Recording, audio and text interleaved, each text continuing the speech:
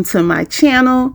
I am the introvert who needs a little socialization. Can we talk? Can we talk about it? And let me add, everything I say is alleged, my opinion, and for entertainment purposes only. Ooh, can I tell you, if this what we got to look forward to when Mel leave the show, oh my God, it's going to be a yawn fest, okay? But we open up with Nell and Chris Fletcher vetting venue space for their 30th anniversary.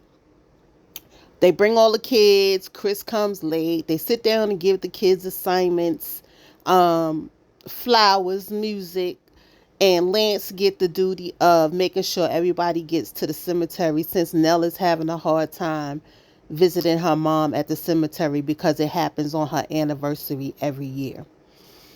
I ain't talking about nobody who's going through grief because I understand it and I'm going to leave it there. We got Trish taking her kids to a trampoline park to finally tell her kids that she's divorcing her husband, which are the kids' father, after I don't know how many years. And the kids was like, well, are you going to remarry? Well, actually, the kids said, we thought you already did that. And then one of them asked, well, are you going to remarry? And she's always giving that chike jaw, I don't know. Like, come on, Trisha, you grown. You act like a little immature child. Like, show your kids some strength, some power, some decision-making skills. Because your decisions so far have been trash. Then we got Nell meeting with Trish. Nell talks to her about dating Martell. And she says all Martell did was talk about Melody and the kids. And Martell never pushed up on her. Well, lies, because your soon-to-be ex-husband said that y'all effed because he was ear hustling at the door when you was talking about it to one of your homegirls. But anyway, they get to talking about Marquez and why she took so long to sign the papers. And she let her know that, she was going through some things and she was in a dark space. They never saw each other. So blah, blah, blah, blah, blah. Now, here's what's so fake to me in this scene, right? Chris claimed that Trisha's family, they're related, but it was no questions on how are you related to Chris. We just gonna skip past that. I'm confused because when Chris said it to Nell was looking like, oh really? Is she really related? Child, remember they was at that pizza shop? Child, this show is fake as hell. Can y'all at least keep the stories consistent? Then we got Ken talking to his homeboy. He fighting to find out if Trisha really love him or want to be with him because she ain't signing these papers.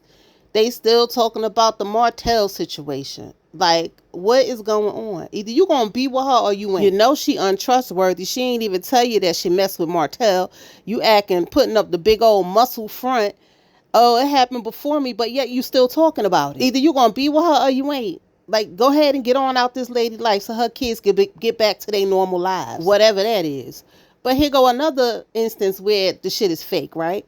You and Trisha go buy a whole house together. It never occurred to y'all to get a divorce before y'all buy a house together so that her ex-husband won't have access to none of that. Like, if something was to happen to her, fake. Then we got this ratchet-looking bachelorette party for Miss Nell. Of course, Destiny throwing it up in some lounge-looking place. It was a cute little place, though. I ain't going down the place. The place was cute, but the setup was whack for somebody who's celebrating a 30-year anniversary. Can we talk about the model with the belly? Okay, is she pregnant or is that a beer belly? Okay, I'm just saying. Okay, listen, get it how you get it. I just noticed it. That's all I'm saying. And why these two look like they're in cahoots? Okay. So all the ladies arrive. Trish arrives first in her too short dress with her butt hanging out. And I know you sitting in that nasty chair. You might get a yeast infection, but you don't care because you're trashy, okay? Then Kimmy arrives. Then Tisha arrives. It's all this jovial. Hey, girl, how you doing? Melody walking the door. It's like, oh, hey, girl. Y'all are trifling. Do you hear me? Y'all trifling for that. So as everybody sat down, Kimmy, the instigator, asking all kinds of questions, but don't ask her about her husband and his DUI. She wants to ask Trisha if she said hey to Mel. Or she talked to Mel. Trisha says no, like a little schoolgirl. So it took Mel to put it right on the table. Listen, Trish and Kimmy, while y'all here, let's just talk about something. Trish, you got a problem with me? Trish was like, no. If I had a problem, I'd tell you, your punk ass. Side note, did y'all notice the way Destiny and Trisha was sipping their drinks watching Melody go sit down? Tricks. I guess Trish tried to be diplomatic, right? But she ain't know Kimmy went to go talk to Melody about what she said. Oh, all of a sudden, she had to have a pep talk with herself before she get piped up because Melody coming for her. Girl, you sound stupid. You was showing out in front of Destiny. That's what you was doing. So she could report back to Martell. Okay. You might have did a little bit for Tisha and Kimmy.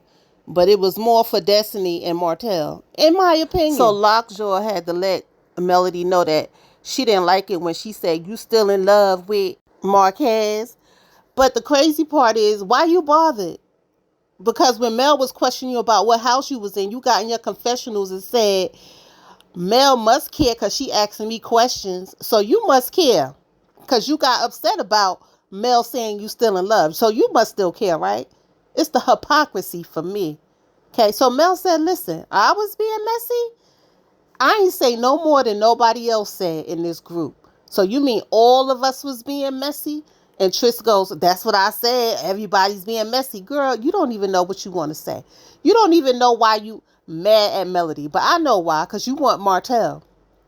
You got in your head like I got one up on you because I slept with your husband. Because it's mighty funny how you only got an issue with Melody when everybody in that room, people that's off the show, Stormy, asked you the same damn questions about you having a boyfriend and a husband and being at Martell house while he was still married. But you only got an issue with Melody? Like, get the hell out of here. Plots and schemes to stay on the show. Like, get out of here. Although Destiny sat through their little confrontation, smiling and laughing and giggling, all of a sudden want to say, all right, we need to stop this because I don't want this energy when Nell comes. Like, girl, get out of here. And guess what?